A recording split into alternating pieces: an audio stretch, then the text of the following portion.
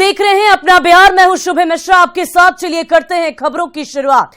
वैशाली में गलवान शहीद परिवार के खिलाफ पुलिस की कार्रवाई के खिलाफ आज सदन में भारी हंगामा हुआ।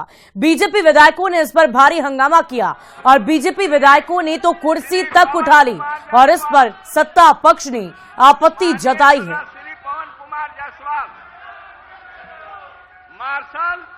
मार्शल को आदेश दिया जाता है कि कुर्सी नीचे उठाइए। तो ये सदन की तस्वीर हम आपको दिखा रहे हैं। देखिए बीजेपी विधायकों ने कैसे अपना विरोध व्यक्त किया है, उसकी तस्वीर इस वक्त आपकी टीवी स्क्रीन पर है।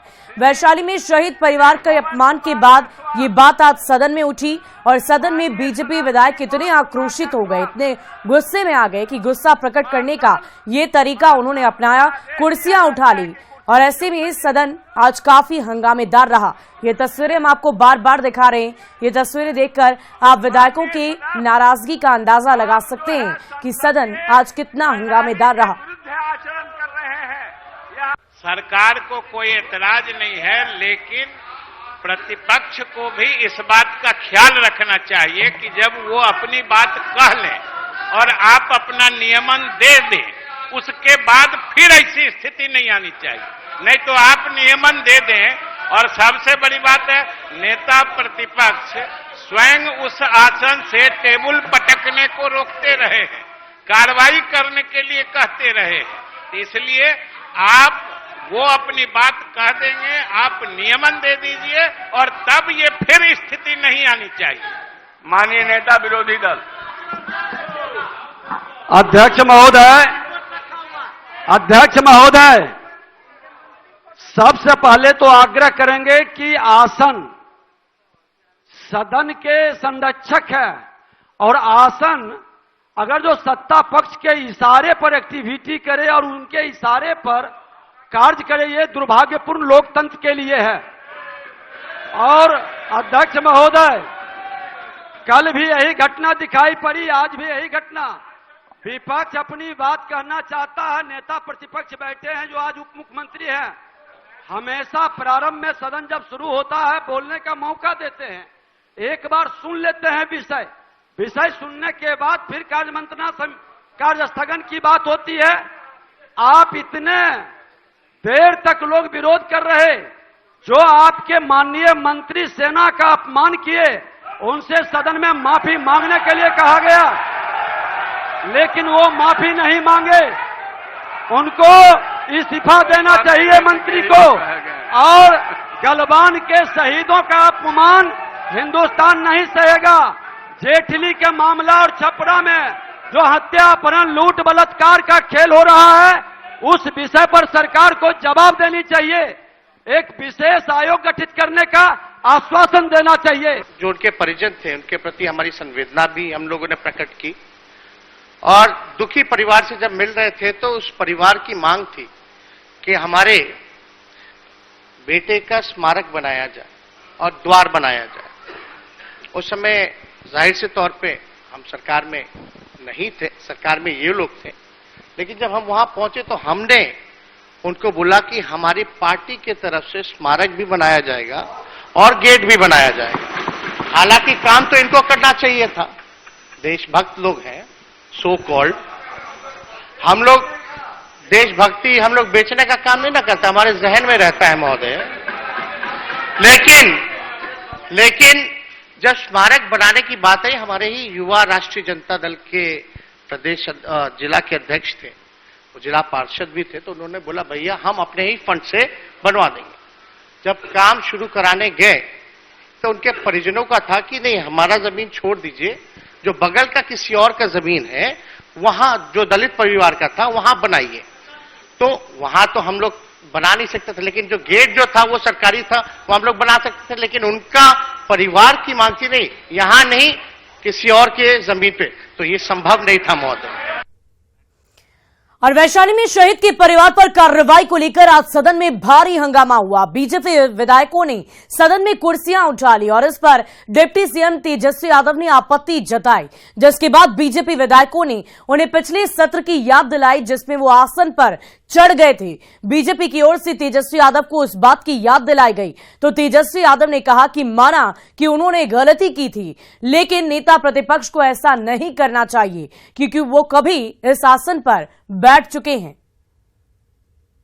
नेता विरोधी दल अभी है, लेकिन इस आसन पे बैठे कोई भी, हम लोग विपक्ष में थे, कोई लोग छूता भी नहीं था, या वेल में महोदय यहां आते भी नहीं थे महोदय। बैठ जाइए, बैठ। आसन पर आप ही चढ़े थे ना?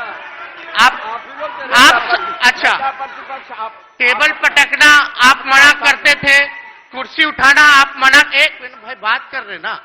अरे आप सुनिए। अरे चलो यार, हम लोगों से गलती हो जाती है। हम लोग आपके तरह उदारवादी लोग नहीं ना, सुन लीजिए। लेकिन एक बात समझ लीजिए, हो गई गलती। आपके कहना अनुसार अगर आपको लगता हमसे गलती हुई तो चलो थोड़ी देर के लिए मान लेते कि गलती विपक्ष में रह के कुछ सदस्यों से हुई होगी, लेकिन आप तो आसन पे थे, हम तो कभी आसन पे नहीं बैठे। अरे सुन तो लीजिए, पूरी बात सुनिए। आप तो आसन पे बैठ करके आप बोलते थे ना भाई, कुर्सी मत छुओ, टेबल मत पटको। अब आसन से उतर गए तो ये तब्दीली कहां से आ गई? और वैशाली में शहीद के परिवार के साथ पुलिस की कार्रवाई को लेकर सवाल खड़े हो गए हैं। शहीद परिवार के खिलाफ कार्रवाई का बीजेपी ने विरोध किया है। जेडीयू नेता और भवन निर्माण मंत्री अशोक चौधरी ने कार्रवाई का बचाव करते हुए कहा कि इस मामले की जांच सघनता से करवाई जाएगी।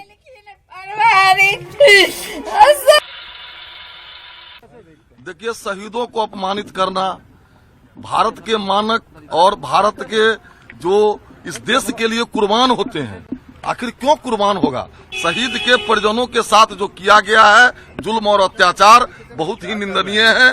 नीतीश कुमार जी को इस पर वक्तव्य देना चाहिए। शहीदों का अपमान नहीं सहेगा हिंदुस्तान। हम लोगों ने कल इस पर नारा भी लगाया था विधानसभा में। भाई आश्चर्य है कि कोई भी व्यक्ति पूरे देश का किसी सेना को अपमान नहीं कर सकता, क्योंकि सेना के ताकत पर ही हमारा देश सुरक्षित है। विपक्ष क्या कहता है तो आप ये देख रहे हैं 2014 से क्या क्या बोल रहे हैं। वो बोलते हैं, करते कुछ नहीं है। हम लोग भारतवर्ष कांग्रेस पार्टी भारतवर्ष को आजाद कराने से लेकर आज तक जो काम किया है, पूरे सम्मान, सेना जो आज बढ़ा है, किसका देना है? कांग्रेस पार्टी का, उनके परिवार। ये जांच का विषय है, सरकार इसकी जांच करेगी और जांच में अगर दोषी पाएंगे पुलिस पदाधिकारी तो निश्चित। और देखिए, इस पूरी खबर की अधिक जानकारी के साथ पटना से हमारे संवाददाता रवि एस नारायण हमारे साथ लाइव जुड़ चुके हैं। रवि, ये बताइए कि आज सदन में जो कुछ हुआ, अब इसके बाद इस पूरे मामले पर क्या सरकार की तरफ से किसी भी तरह का संज्ञान लिया जाएगा? हालांकि तेजस्वी यादव इस बात की चर्चा खुद सदन में उन्होंने की है।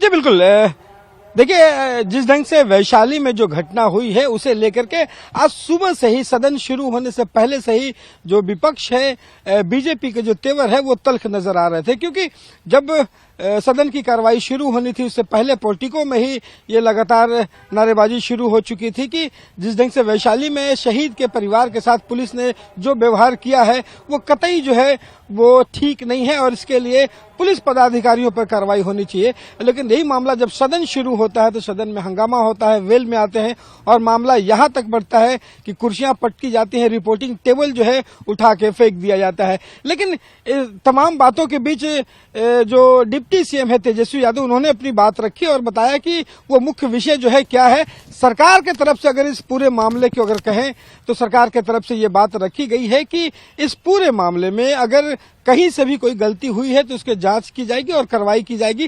खास करके तब और ये बात बड़ी हो जाती है क्योंकि डीजीपी ने अपने तरफ से जो रिलीज भेजा है उसमें साफ तौर पर कहा गया है कि इस पूरे मामले की जो है वो तहकीकात की जाएगी और कोई भी पदाधिकारी अगर शहीद के परिवार के साथ अगर बदतमीजी किया है तो उस पर तत्काल कार्रवाई होगी और किसी भी ढंग से छोड़ा नहीं जाएगा।